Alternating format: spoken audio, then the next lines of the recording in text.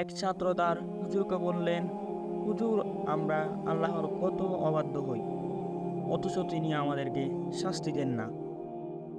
জবাবে হুজুর বললেন, আল্লাহ তাআলা তোমাকে কত যে শাস্তি দেন, অথচ তুমি টের পাও না।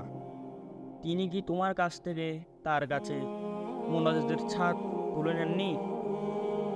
আর একজন ব্যক্তির জন্য তার অন্তর কঠিন হয়ে যাওয়ার চেয়ে বড় বিপদের পরীক্ষা আর নেই। নিশ্চয় তুমি সবচেয়ে বড় যে শাস্তির মুখোমুখি হতে পারো তা হলো সৎ কাজের তৌফিক কমে যাওয়া।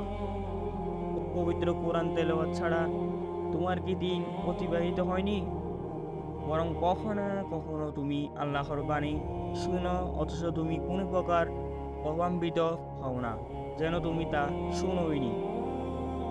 তোমার কি অসংখ্য রাত অতিবাহিত হয়নি যে রাতগুলোতে তুমি নৈশ ইবাদত থেকে মাহরুম ছিলে? তোমার সামনে কি কল্যাণের মৌসুমগুলো রমজান, শাওয়ালের 6 রোজা, জিলহজের প্রথম 10 দিন অতিবাহিত হয়নি? অথচ তুমি এসবের যথাযথ মূল্যায়ন করতে পারোনি। এর চেয়ে বেশি শাস্তি আর কি হতে পারে? তোমার কি ইবাদতকে ভারী মনে হয় না? তুমি কি আল্লাহর জিকির থেকে তোমার জিহ্বাকে গাফিল দেখো না? তুমি কি প্রবৃত্তির সামনে দুর্বলতা অনুভব করো না?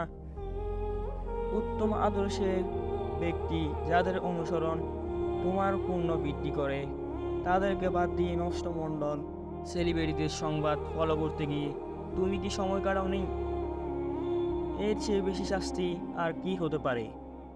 গীবত, চগলখড়ি আর মিথ্যাকে কি তোমার জিহ্বায় জিকিরের চেয়ে বেশি সহজ মনে করনি? অন্তত আখিরাতে কোনো কাজ আসবে না এরকম অনর্থক বিষয়ে কি তুমি তোমাকে ব্যস্ত রাখোনি? ছাত্র, তুমি সতর্ক হও। মনে রাখবে, আল্লাহর সবচেয়ে হালকা শাস্তি হচ্ছে সম্পদ, সন্তান কিংবা স্বাস্থ্যের ব্যাপারে বাস্তববাদী হওয়া। আর সবচেয়ে বড় শাস্তি হলো কলবের ব্যাপারে অনুভূতিহীন হওয়া। আল্লাহ তাআলা আমাদের সবাইকে বুঝার এবং মানব তৌফিক দান করুক।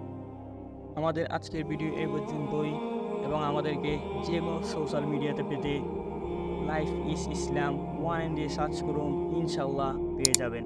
আসসালামু আলাইকুম ওয়া রাহমাতুল্লাহি ওয়া বারাকাতুহু।